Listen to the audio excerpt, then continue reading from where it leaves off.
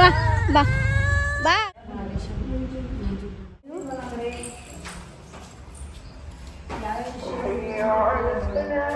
ಅರ್ಧ ಗಂಟೆಯಿಂದ ಕ್ಲೀನ್ ಮಾಡ್ತಾ ಇದ್ದೀನಿ.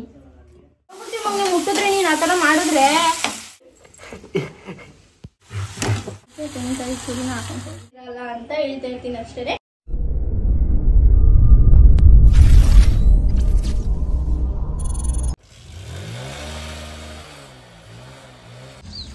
ಮಾಮ ಕರ್ಕೊಂಡೋಗ್ಲಿಲ್ವಾ Appu? Hi hi Appu, hi ಮಾಡು, ಹಾಯ್ ಮಾಡೆ. ಏಯ್ ಹಾಯ್ ಮಾಡೆ, ಹಾಯ್ ಮಾಡೆ. ಹಾಯ್ ಹಲೋ ನಮಸ್ತೆ, welcome back to my YouTube channel. ಇವತ್ತಿನ ವ್ಲಾಗು ಇಲ್ಲಿಂದ ಶುರು ಮಾಡ್ತಾ ಇದ್ದೀವಿ.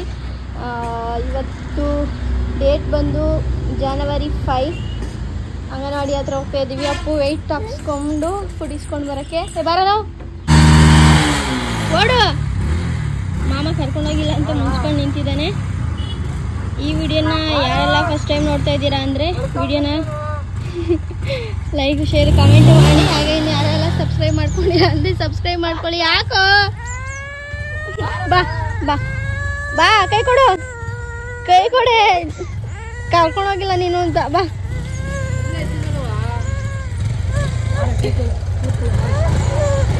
ಹತ್ತು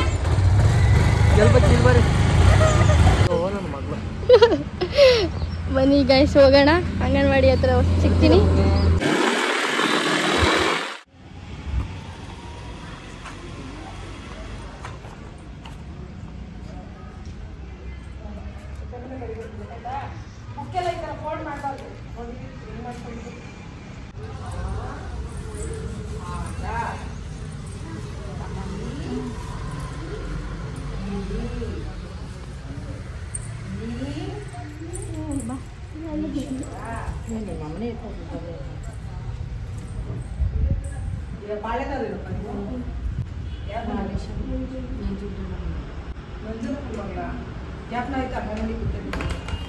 ಮುಖ ಬದಲಾವಣೆ ಆಗಿದೆ.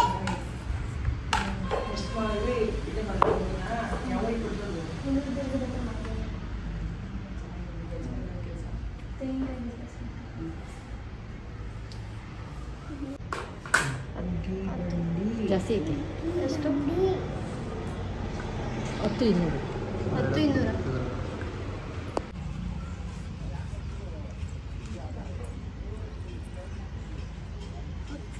ಅವನಿ ಎಷ್ಟಿದ್ದಾವೆ ತವ ಸತಿ? 900-600 ಇದ್ದ. ಈ ಸತಿ ಎಷ್ಟು 600 ಗ್ರಾಮ್ ಜಾಸ್ತಿ ಆಗೋನೆ. ಮಂಗಳೂರು ರೆಸಿಪಿ ತಿಂದು ತಿಂದು ಮೀನು ಹಾಳು ಮುಗಿದೋದ್ವ. ತಿಂದು ದಪ್ಪ ಆಗೋಣ ಅಲ್ಲ ಮಗನೆ? ಅಂತೆ. ಬನ್ನಿ ಇಲ್ಲಿಂದ ಇಲ್ಲಿ ಗಾಡಿ ಬರಲೈ ನಡ್ಕೊಂಡು ನಡ್ಕೊಂಡಂತ ಬಾವು.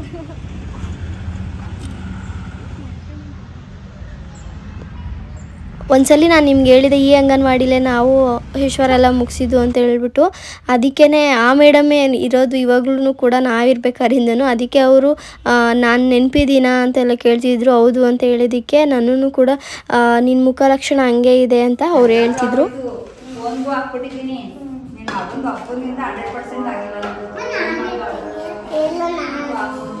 ಏನು ಮಾಡ್ತಿದ್ಯಾ ನೀನು? ಏನು ಹೇಳ್ತಿದ್ದಿ? ಹೇಳ ಬರಲ್ಲ ಈ ಕಡೆಗೆ. ಹೇಳ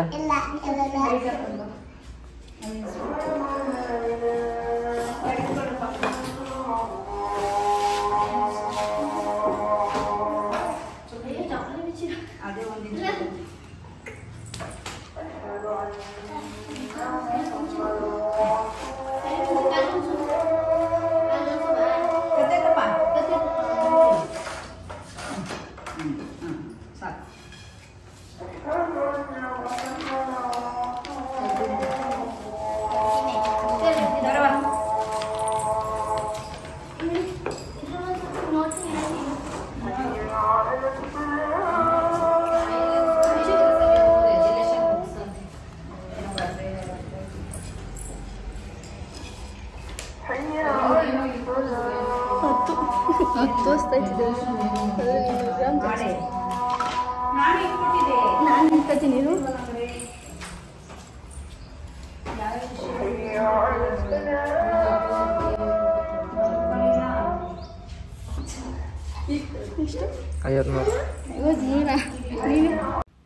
53 ಚಿಲ್ಲರೆ ಆಗ್ಬಿಟ್ಟಿದ್ದೀನಿ.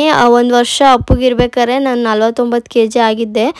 ಇವಾಗ ವೆಯ್ಟ್ ತುಂಬ ಜಾಸ್ತಿ ಆಗ್ಬಿಡ್ತೀನಿ, ಸಣ್ಣ ಆಗಬೇಕು ಅಂತ ಇವಾಗ ಅನ್ನಿಸ್ತಾ ಇದೆ. ಈ ಅಂಗನವಾಡಿ ನೋಡಿದ್ರೆ ನಾನು ಫಸ್ಟ್ ಸ್ಟ್ಯಾಂಡರ್ಡ್ ಸೆಕೆಂಡ್ ಸ್ಟ್ಯಾಂಡರ್ಡ್ ಇದೇ ಸ್ಕೂಲಲ್ಲೇ ಓದಿದ್ದು. ಇದು ಅವಾಗ ಸ್ಕೂಲ್ ಆಗಿತ್ತು, ಪ್ರೈಮರಿ ಸ್ಕೂಲು. ಅದು ನೆನಪಾಯಿತು ನನಗೆ. ಈ ವೇಯಿಂಗ್ ಸ್ಕೇಲಲ್ಲಿ 200 ಗ್ರಾಮ್ ಕಮ್ಮಿ ಬರುತ್ತೆ. ಅಲ್ಲಿ ನಾವು ಬ್ಯಾಗಲ್ಲಿ ಹಾಕಿ ವೆಯ್ಟ್ ಮಾಡಿದ್ವಲ್ಲ, ಅದು ಕರೆಕ್ಟಾಗಿ ತೋರಿಸುತ್ತೆ. ಹಂಗಾಗಿ ಅಪ್ಪನ ಫಸ್ಟು ಅಲ್ಲಿ ವೆಯ್ಟ್ ಹಾಕ್ಸ್ಕೊಂಡು ಬಂದ್ವಿ. ಇವಾಗ ಇಲ್ಲಿ ಹಾಕ್ಸಿದ್ದಕ್ಕೆ 200 ಗ್ರಾಮ್ ಕಮ್ಮಿ ಬಂತು. ಅದಕ್ಕೆ ಅವರು ಅಲ್ಲೇ ಹಾಕ್ಸ್ಕೊಂಡು ಬನ್ನಿ ಅಂತ ಹೇಳ್ತಾರೆ. ಹಂಗೆ ಡೈರೆಕ್ಟಾಗಿ ಅಲ್ಲೇ ಹಾಕ್ಸ್ಕೊಂಡು ಇಲ್ಲಿ ಕರ್ಕೊಂಡು ಬಂದಿದ್ದು. ಇಲ್ಲಿ ಮಿಕ್ಕಿದ್ದನ್ನೆಲ್ಲ ವೆಯ್ಟ್ ಮಾಡಿಕೊಂಡು ಎಂಟ್ರಿ ಮಾಡ್ಕೊತಾರೆ. ಮೊದಲು ಅಂಗನವಾಡಿಲಿ ಕೂರಿಸ್ತೀನಿ ಅಂತ ಎಲ್ಲ ಏನು ಹೇಳ್ತಾ ಇರಲಿಲ್ಲ. ಅದಕ್ಕೆ ಅವನು ಅಂಗನವಾಡಿಗೆ ಕರ್ಕೊಬಂದಾಗ ಅಮ್ಮ ಕೂತ್ಕೋ ಅನ್ನೋನು. ಇವಾಗ ಕೂತ್ಕೊಳ್ಳೋ ಅಂತ ಅಂದರೆ ಇಲ್ಲೇ ಕೂರಿಸ್ತೀವಿ, ಅಂಗನವಾಡಿಲಿ ಹೋಗು ಅಂತೀವಿ ಅಂತ ಹೇಳ್ಬಿಟ್ಟು ಆಚೆ ಹೋಗೋಣ ಅಂತ ಅವನು ಆಚೆ ಹೋಗೋಕ್ಕೆ ಕಾಯ್ತಾ ಇರ್ತಾನೆ.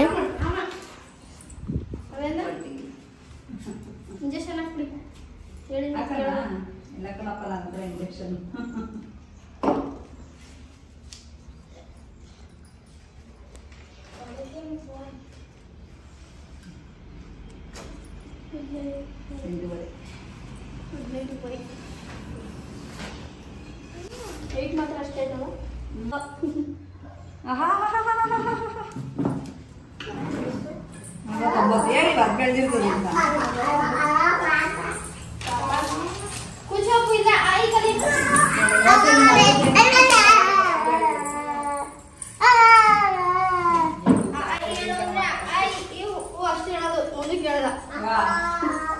ಈಗ ಚೂರು ಮಾತಾಡೋದು ಕಲ್ತಾನೆ.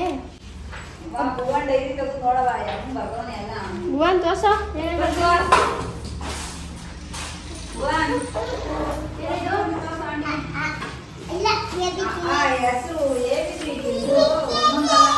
ನೋಡಿಲ್ಲ ಅಣ್ಣ ಏಬಿಸಿಗಳು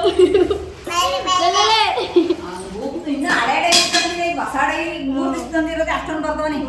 ಉಲ್ಟಾ ಬರೆಯೋನ ಆ ಕಡೆಯಿಂದ ಸೀದಾ ಬರೆಯೋದು ತೋರಿಸ್ಕೊಟ್ಟು ಅದೇ ಹಂಗೆ ನಾನು ಬಿ ಮೊನ್ನೆ ಬರ್ತಾಯಿದ್ದ ಲೇಟ್ ಆಗೋಯ್ತು. ನೆನ್ನೆ ನಮ್ಮ ಅಪ್ಪ ಕೇಳಿದೆ, ನಮ್ಮ ಅಪ್ಪ ಅಂಗಡಿ ಹತ್ರ ಕರ್ಕೊಂಡು ಹೋಗಿದ್ದ. ನಾವು ಅಲ್ಲಿ ಈವೆಂಟ್ ಇತ್ತು, ಅಲ್ಲಿ ಹೋಗಿದ್ವಾ.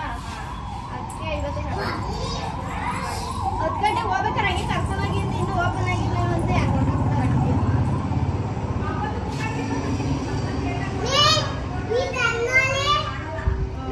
ಏನೋ ಹಂಗೆ ನೋಡ್ಕೊಂಡು ಹೋಗೋದು.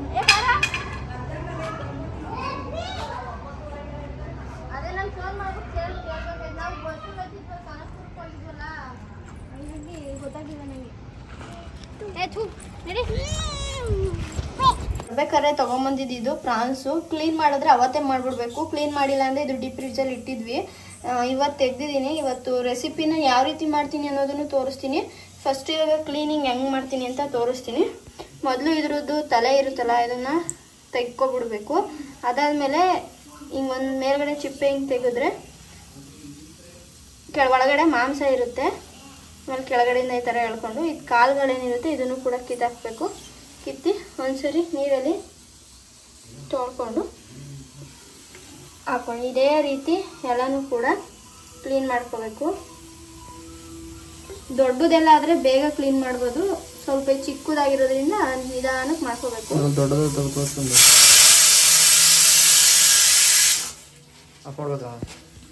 ಮಾಡಿ ಅನ್ನಕ್ಕೆ ಇಟ್ಟಿದ್ದೀನಿ. ಇವಾಗ ಮಾಡಬೇಕು. ಎಲ್ಲ ದೊಡ್ಡದು ಎಲ್ಲದು ಇದಾ?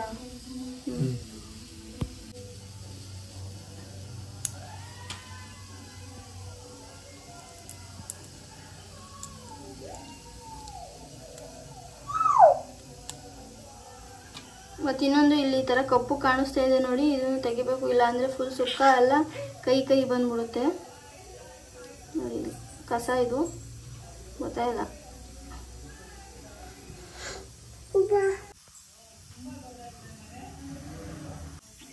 ಇದೇ ರೀತಿ ಇದನ್ನೆಲ್ಲ ಕ್ಲೀನ್ ಮಾಡೋಷ್ಟರಲ್ಲಿ ಒಂದು ಅರ್ಧ ಗಂಟೆ ಬೇಕು. ಅದನ್ನೆಲ್ಲ ವಿಡಿಯೋ ಕ್ಯಾಪ್ಚರ್ ಮಾಡ್ಕೊಂಡು ಕೂತ್ಕೊಂಡ್ರೆ ಟೈಮ್ ಆಗಿಬಿಡುತ್ತೆ. ನಾನು ಈಗ ಕ್ಲೀನ್ ಮಾಡಿ ತೋರಿಸ್ತೀನಿ. ವಿಡಿಯೋ ಲೆಂತಿ ಆಗಿಬಿಡುತ್ತೆ, ಶಾರ್ಟಾಗಿ ತೋರಿಸ್ತೀನಿ. ಒಟ್ಟಲ್ಲಿ ಇನ್ಫಾರ್ಮೇಷನ್ ಕೊಡ್ತೀನಿ. ನಿಂತು ಕಾಲು ನೋವು ಬಂತು ಗೈಸ್, ಅದಕ್ಕೆ ಮೇಲದ್ದು ಕೂತಿದ್ದೀನಿ. ಇಷ್ಟು ಕ್ಲೀನ್ ಮಾಡೋಷ್ಟರಲ್ಲೇ ಸಾಕಾಗೋಯ್ತು. ದಿನ ಮಾಡಿ ತಿನ್ನೋರು ಅದು ಹೆಂಗೆ ತಿಂತಾರೋ ಗೊತ್ತಿಲ್ಲ. ಮತ್ತು ಎಷ್ಟು ಟೈಮ್ ಹಿಡಿತೈತೆ ಗೊತ್ತಾ? ಕರೆಕ್ಟಾಗಿ ಅರ್ಧ ಗಂಟೆಯಿಂದ ಕ್ಲೀನ್ ಮಾಡ್ತಾ ಇದ್ದೀನಿ ಅಷ್ಟೇ. ಹೋದ ವಿಡಿಯೋದಲ್ಲಿ ಒಬ್ಬರು ಕಮೆಂಟ್ ಮಾಡಿ ಕೇಳಿದರು ಪ್ರಾನ್ಸು 1 kg ಎಷ್ಟು ಅಲ್ಲಿ ಪ್ರೈಸು ಅಂತ. kg ಲೆಕ್ಕ ಎಲ್ಲ ಕೊಡೋಲ್ಲ, ಗುಡ್ಡೆ ಲೆಕ್ಕ 200 250 ಆ ಥರ ಇರುತ್ತೆ. ಮತ್ತು ಫಿಶ್ ಎಲ್ಲ ಪೀಸ್ ಲೆಕ್ಕ ಆ ಥರ ಇರುತ್ತೆ. ಆ ಥರ ಪ್ರೈಸು ತೂಕ ಹಾಕೆಲ್ಲ ಕೊಡೋಲ್ಲ ಅವರು. ಫೈನಲಿ ಗೈಸ್, ಕಸದಿಂದ ರಸ ಅನ್ನೋಂಗೆ ಕಸನೇ ಜಾಸ್ತಿ ಇದೆ ರಸಕ್ಕಿಂತ. ನೋಡಿ ಇಲ್ಲಿ ಅಷ್ಟು ಇದಕ್ಕೆ ಇಷ್ಟು ಮಾತ್ರ ಆಗೈತೆ. ಕಸ ನೋಡಿ ಇಷ್ಟೊಂದು ಆಗ್ಬಿಟ್ಟೈತೆ.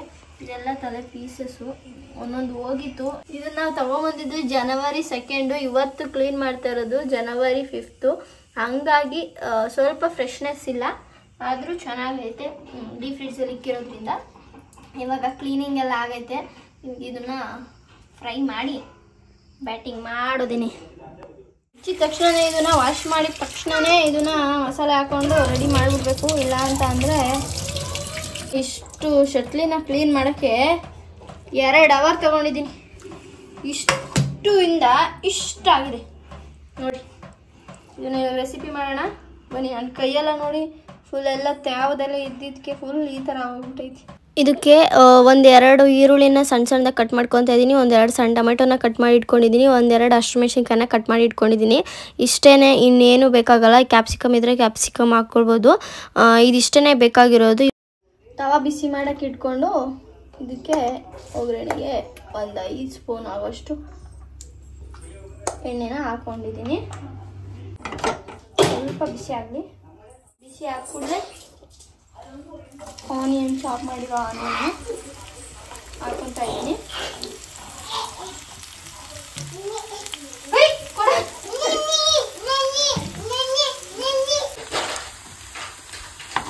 ಎರಡು ಆನಿಯನ್ ಹಾಕೊಂಡಿದ್ದೀನಿ.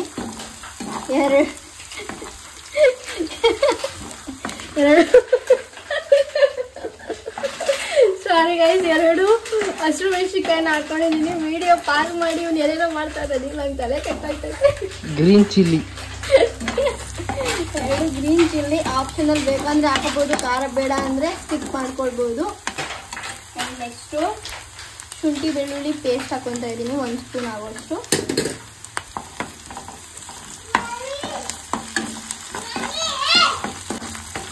ಏನಪ್ಪ ನೋಡೋನು ಅಡಿಕೆನ ಹೆಂಗ್ ಮಾಡೋಣ ರೂಪೆ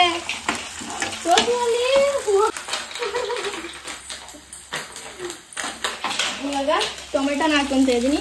2 ಸಣ್ಣ ಸೈಜಿನ ಟೊಮೆಟೊನ ಕಟ್ ಮಾಡಿ ಇಟ್ಕೊಂಡಿದೆ. ಟೊಮೆಟೊನ ಆ್ಯಡ್ ಮಾಡ್ಕೊತಾ ಇದ್ದೀನಿ.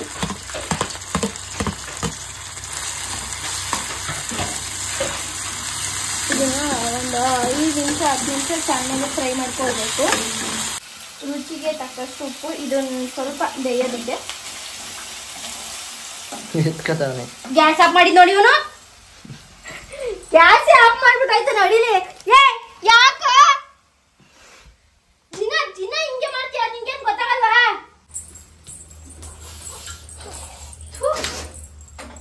ಮನೆ ನೋಡಿ ಹಿಂಗ್ ಮಾಡೋಣ.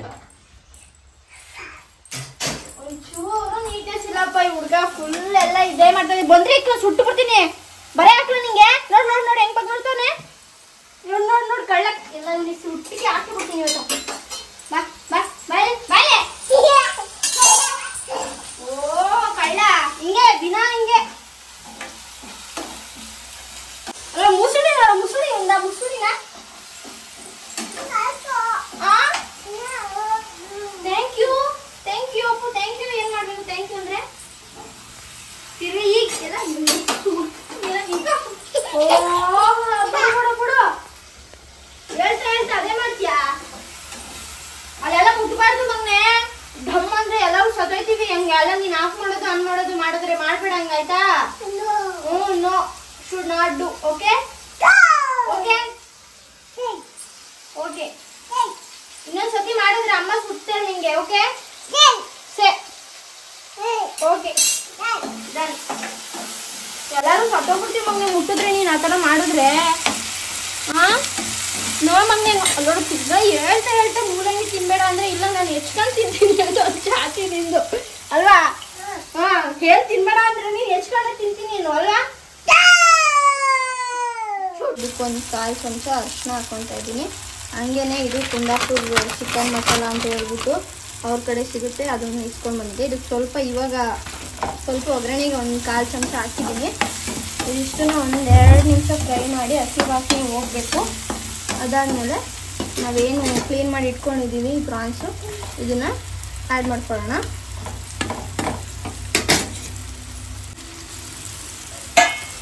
ಕುಂದಾಪುರ ಚಿಕನ್ ಮಸಾಲ ಅದರಲ್ಲೂ ಕೂಡ ಸ್ವಲ್ಪ ಉಪ್ಪು ಇರುತ್ತೆ. ಇದು ಸ್ವಲ್ಪ ಸೀ ಫುಡ್ಗೆಲ್ಲ ಜಾಸ್ತಿ ಉಪ್ಪು ಹಾಕ್ಬಾರ್ದು, ಹಾಗಾಗಿ ನೋಡಿಕೊಂಡು ಉಪ್ಪನ್ನ ಆ್ಯಡ್ ಮಾಡ್ಕೊಳ್ಳಿ.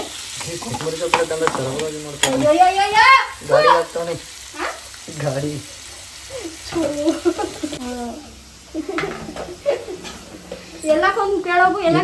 ಎಲ್ಲಕ್ಕೆ ತೋರ್ಸ್ ನೋಡಿ. ಈ ಸೊಪ್ಪು ತಗೊಂಡೋಗಿ ಎಲ್ಲಕ್ಕೆ ತೋರ್ಸ್ ನೋಡಿ. ನೋಡಿ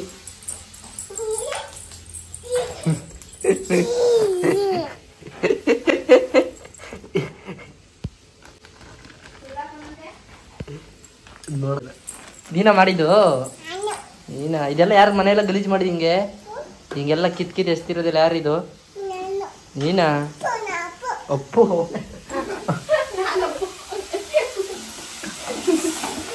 ಹೆಸರೇನು ಕೇಳಿದ್ರೆ ನಾನು ಅಪ್ಪು ಅಂತೀನಿ. ಇವಾಗ ಇದಕ್ಕೆ ಸ್ವಲ್ಪ ಅವಾಗಲೇ ಉಪ್ಪು ಹಾಕಿದ್ದೀನಿ, ಸ್ವಲ್ಪ ಇಟ್ಟಿದ್ದೀನಿ ಅಂತ ಉಪ್ಪು ಹಾಕ್ತಿದ್ದೀನಿ. ಈಗ ಒಂದು 5 ನಿಮಿಷ ಹಂಗೇನೆ ಒಗ್ಗರಣೆ ಎಲ್ಲ ಬೇಯಿಸೋಣ.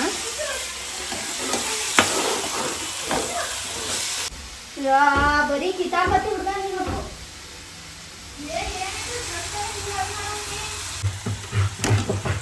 ಪ್ಲೇಟ್ನ ಮುಚ್ಚಿ ಒಂದು 10 ನಿಮಿಷ ಚೆನ್ನಾಗಿ ಬೇಯಿಸ್ಕೋಬೇಕು. ನೀರೇ ಹಾಕಿಲ್ಲ ನಾನು, ನೋಡ್ಬೋದು ನೀವು ನೀರು ಹೆಂಗೆ ಬಿಟ್ಕೊಂಡಿದೆ ಅದು ಅಂತ ಹೇಳ್ಬಿಟ್ಟು. ಇವಾಗ ಇದಕ್ಕೆ ಇಟ್ಟಿರೋಂಥ ಕುಂದಾಪುರ್ ಚಿಕನ್ ಮಸಾಲಾನ ಆ್ಯಡ್ ಮಾಡ್ಕೊತೀನಿ.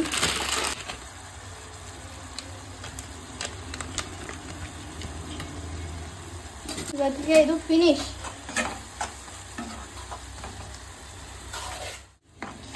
ಇದಕ್ಕೆ ಒಂಚೂರು ನೀರು ಹಾಕ್ಬಿಟ್ಟು ಇನ್ನೊಂದು 1/4 ಗಂಟೆ ಮೀಡಿಯಮ್ ಫ್ಲೇಮಲ್ಲಿ ಚೆನ್ನಾಗಿ ಬೇಯಿಸ್ಕೊತೀನಿ. ಇದನ್ನು ಒಂಚೂರು ಇವಾಗ ಮಸಾಲೆ ಪುಡಿ ಹಾಕಿದ್ದೀನಲ್ವಾ, ಅದೊಂದು ಸ್ವಲ್ಪ ಚೆನ್ನಾಗೆ ಇಟ್ಕೊಳ್ಳಿ. ಇದಕ್ಕೆ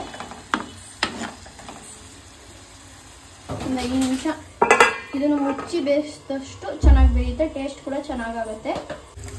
ಇವಾಗ ಫುಲ್ ಫ್ರೈ ಆಗಿದೆ, ನೀರು ಏನು ಹಾಕಿಲ್ಲ ನಾನು, ಹಂಗೇನೆ ಫ್ರೈ ಆಗಿದೆ. ಬೇಕಂದ್ರೆ ಹಾಕೋಬೋದು ನೀರನ್ನ, ಇಲ್ಲ ಅಂತಂದ್ರೆ ಏನು ಬೇಡ. ನನಗೇನು ಸಣ್ಣ ಚಟ್ಲಿ ಆಗಿರೋದ್ರಿಂದ ನೀರೇನು ಅವಶ್ಯಕತೆ ಇಲ್ಲ ಅನಿಸುತ್ತೆ. ಆದ್ರೂ ಒಂಚೂರು ಹಾಕ್ಕೊತೀನಿ, ಜಾಸ್ತಿ ಏನು ಹಾಕೊಳ್ಳಲ್ಲ.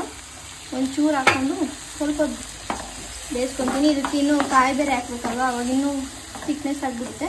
ನಿಮಗೆ ಗ್ರೇವಿ ಥರ ಬೇಕು ಅಂದರೆ ಸ್ವಲ್ಪ ನೀರು ಹಾಕ್ಕೊಳ್ಳಿ, ಇಲ್ಲ ನಮಗೆ ಡ್ರೈ ಬೇಕು ಅಂದರೆ ಒಗ್ಗರಣೆಯಲ್ಲೇ ಸಾಕು, ಮಸಾಲೆ ಎಲ್ಲ ಹಾಕಿದ್ಮೇಲೆ ಅದೇ ನೀರು ಬಿಟ್ಕೊಂಡಿರುತ್ತಲ್ಲ ಸಾಕಾಗುತ್ತೆ. ಇನ್ನೊಂದು 5 ನಿಮಿಷ ಬೇಯಿಸ್ಕೊತೀನಿ ಇದನ್ನು. ಆಮೇಲೆ ಇದಕ್ಕೆ ಕಾಯಿ ಹಾಕ್ಕೊತೀನಿ, ಇದಕ್ಕೆ ತೆಂಗಿನಕಾಯಿ ಪುಡಿನ ಹಾಕ್ಕೊತಾ ಇದ್ದೀನಿ.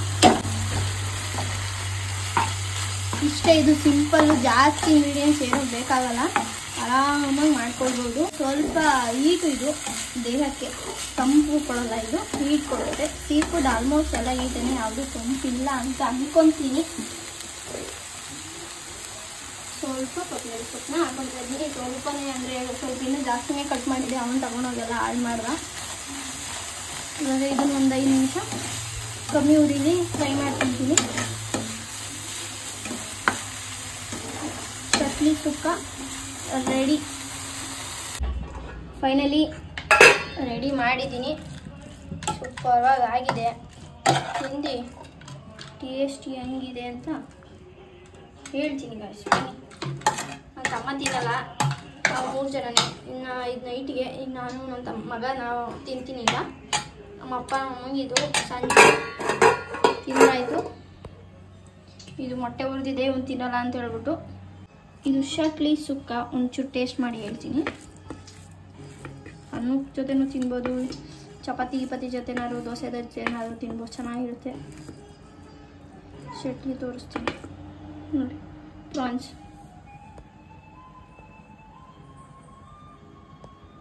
ಬೆಂದಿದೆ.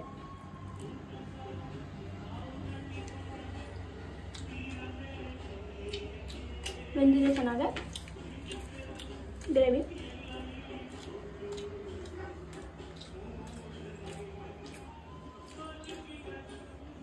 ಸೂಪರ್ ಆಗಿದೆ. ನೀವು ಕೂಡ ಏನಾದರೂ ಶಟ್ಲಿ ಸಿಕ್ಕಿದ್ರೆ ತಂದರೆ ಪ್ರಾನ್ಸ್ನ ನೀವು ಟ್ರೈ ಮಾಡಿ. ಇದೆ ಸಿಂಪಲ್ ಮೆಥಡ್ ರೆಸಿಪಿ. ಇನ್ನೂ ಒಂಥರ ರೆಸಿಪಿ ಇದೆ, ನಾನು ಇದನ್ನ ಫಸ್ಟ್ ಟೈಮ್ ಮಾಡಿರೋದು. ತಿಂದಿರೋ ಸುಮಾರು ಸರಿ ತಿಂದಿದ್ದೀನಿ, ಅದೇ ಥರ ಟೇಸ್ಟ್ ಬಂದಿದೆ. ಬಟ್ ಮಾಡಿರೋದು ಫಸ್ಟ್ ಟೈಮು.